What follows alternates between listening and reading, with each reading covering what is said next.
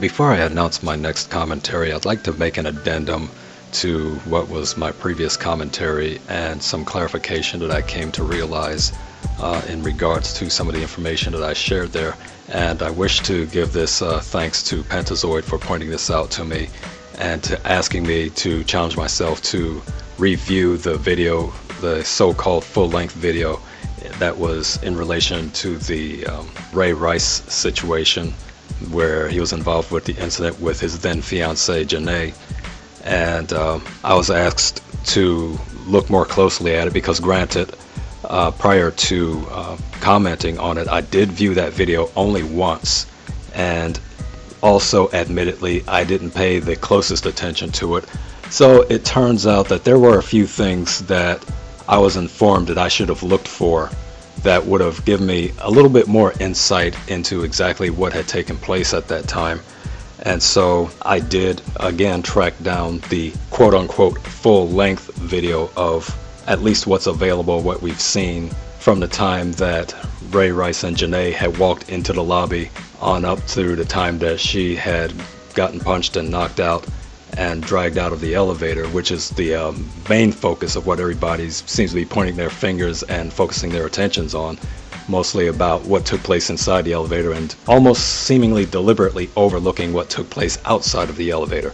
But even what took place outside of the elevator, I was told that there were some other events that had taken place which I should have been more aware of. And so in reviewing again the so-called full-length video and paying particular attention to what had transpired prior to the couple getting into the elevator, it turns out that my interpretation needs to be modified somewhat slightly.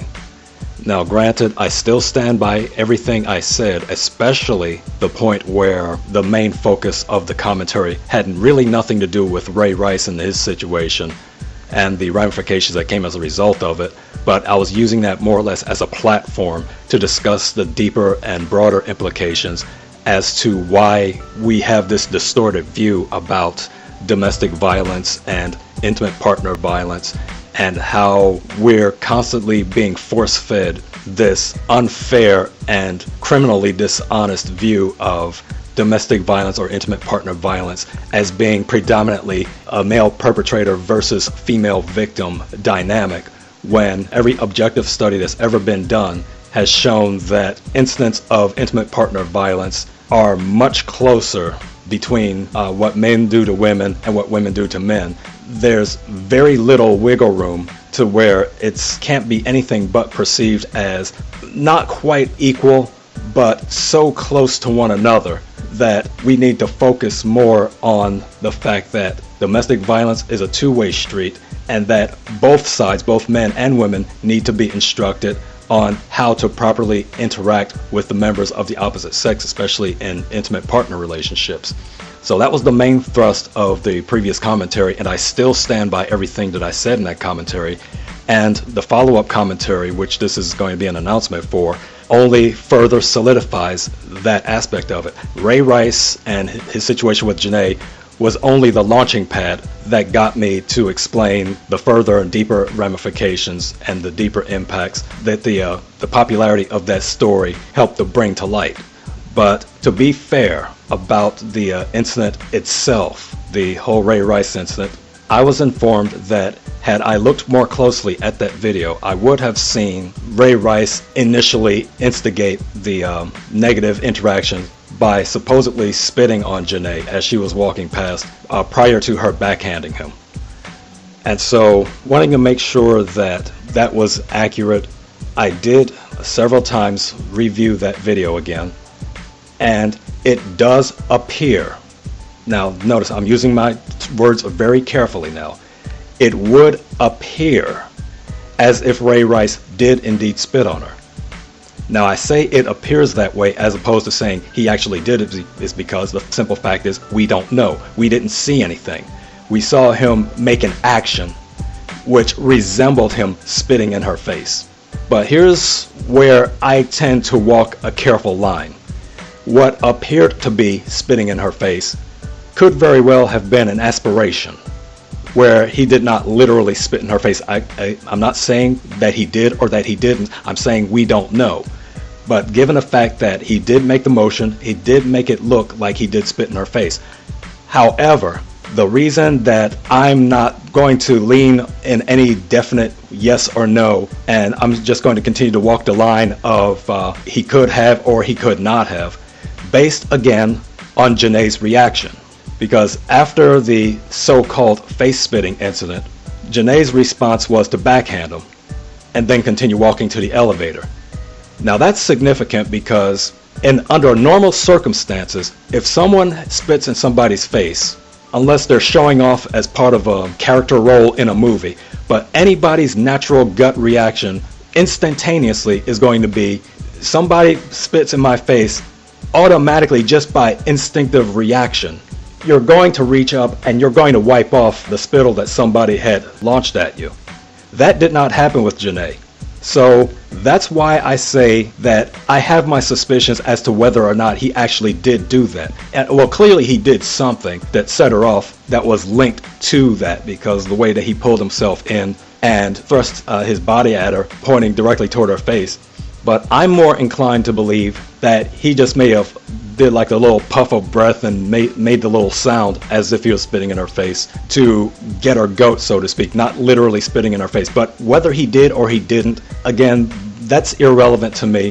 What my concern is what took place after the fact when it turned physical.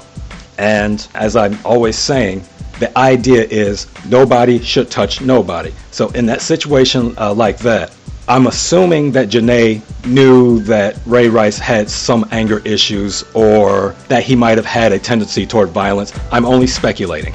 But if that were the case, and if she knew that he's not the type of person that's going to work well in a confrontational situation, that the smart thing to have done would have just said, okay, you've got this attitude that I don't want to deal with right now.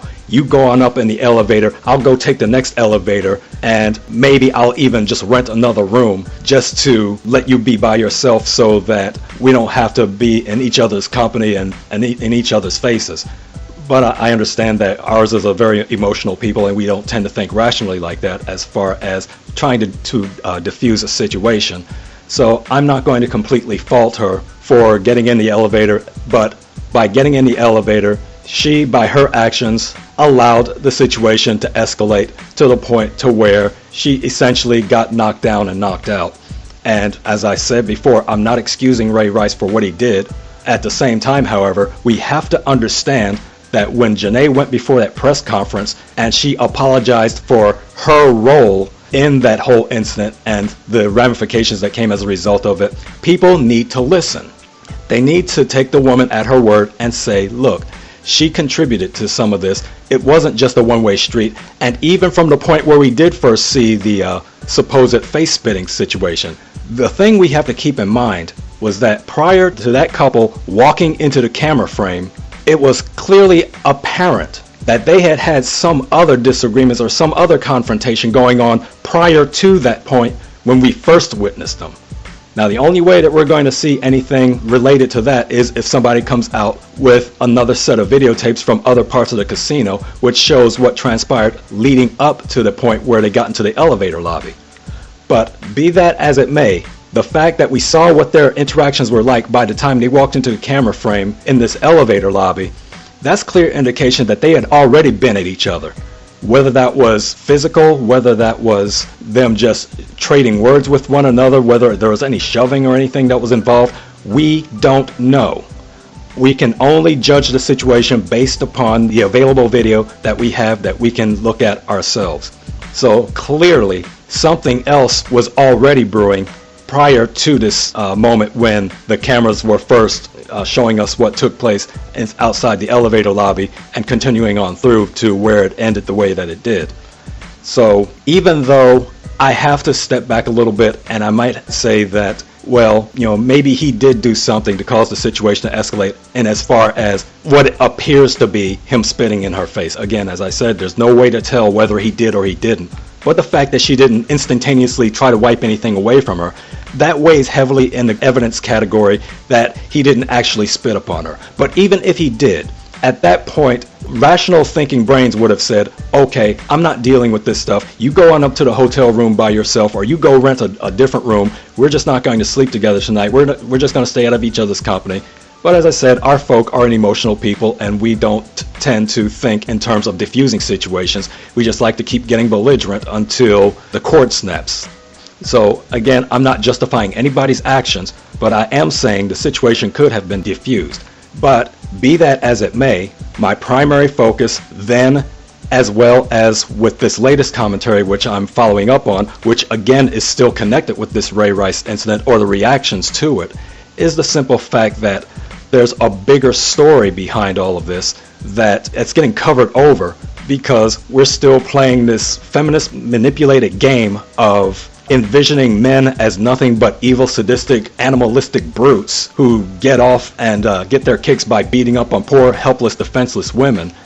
And, well, the next commentary, that's going to go into more of those details, and this time it's going to focus again on how this information is dispensed, how people are deliberately manipulating and juggling the numbers around, and essentially turning it into a demonization fest against men and against masculinity, and essentially giving women this free pass to where they're allowed to do anything, they're allowed to behave in any way that they want to behave in intimate relationships simply because they're girls. And I'm saying that we need to get to the point where we stop doing that, and we need to see people for what they truly are, as people, not as men and not as women.